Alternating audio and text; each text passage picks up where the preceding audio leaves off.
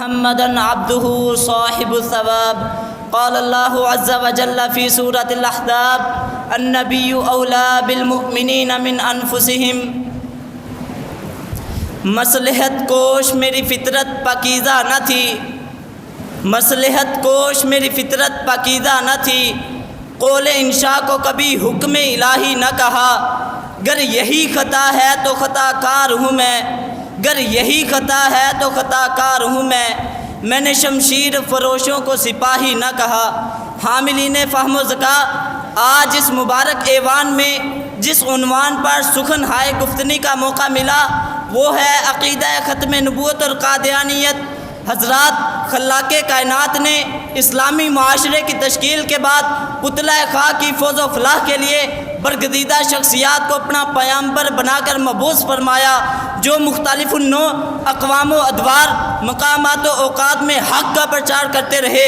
نبوت اور رسالت کا سلسلہ ذہب ابو البشر سے شروع ہو کر خیر البشر پہ تمام ہوا۔ اسی تمامیت و کاملیت، ختمیت و اکملیت کو عقیدہ ختم نبوت کہتے ہیں، یعنی حاصل کلام یہ ہوا کہ نبی کائنات کے بعد کوئی نبی اور رسول نہیں آ سکتا، نہ کوئی ذلی و بروزی نبی، نہ کوئی تشریعی و غیر تشریعی نبی، نہ کوئی مثل و مثیل نبی، حتیٰ کہ کوئی مسلمہ کذاب ہو یا مسلمہ پنجاب نہیں آ سکتا۔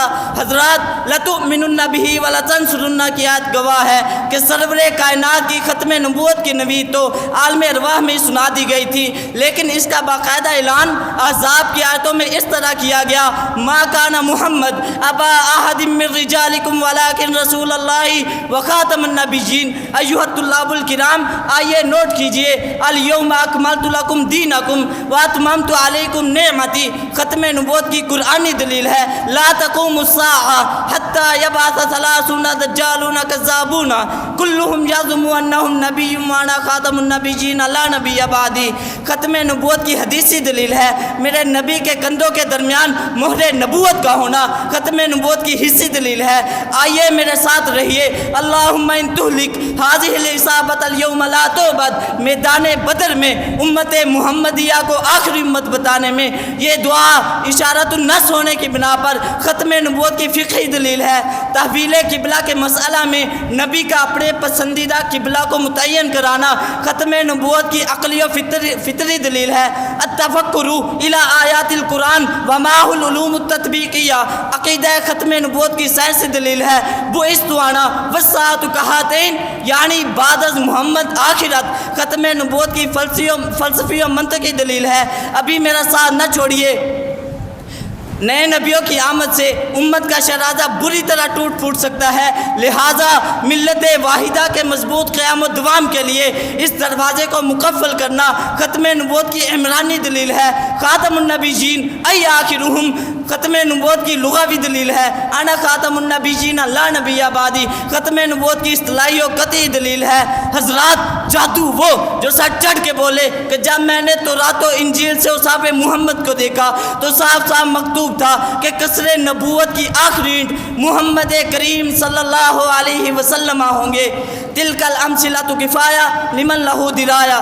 ذی وقار حضور کی ختم نبوت کے بعد جبرائیل کے پھیرے بند، وہی منقطع، لیکن اس دستار میں مسلمہ کذاب نے چھید کرنا چاہا تو ابو بکر میدان میں آئے، طلحہ نے دعویٰ کیا، خالد میدان میں آئے، مالک نے دعویٰ کیا، زرار میدان میں آئے، مرزا ملعون قادیانی نے نبوت کا دعویٰ کیا تو بٹالوی سے لے کر امرتسری تک، سیالکوٹی سے گرداسپوری تک علماء اہل حدیث کا جمع غفیر فاتح قادیان ثابت ہوا۔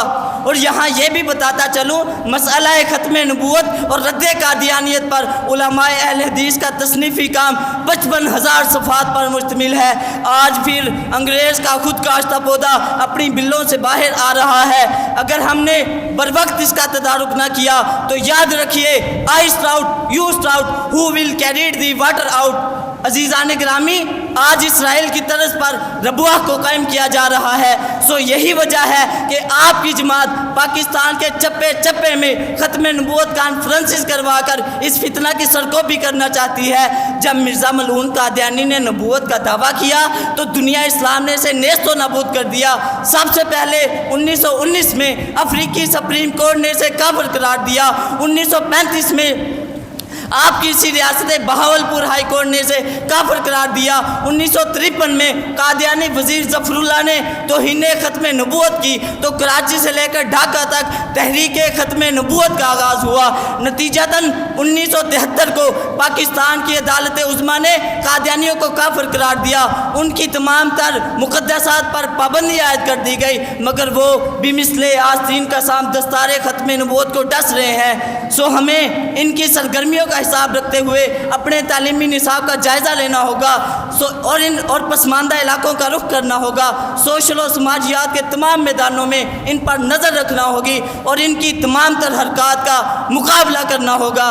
بائیں الفاظ اختتام است اکملت لکم آیت قرآنی کو پڑھ کر ذلی و بروزی کی نبوت کو مٹا دو، جس کو مساوات محمد کا دعویٰ مسواہ جہنم کی وعید اس کو سنا دو۔ ھذا ما عندی وما علی الا البلاغ والسلام۔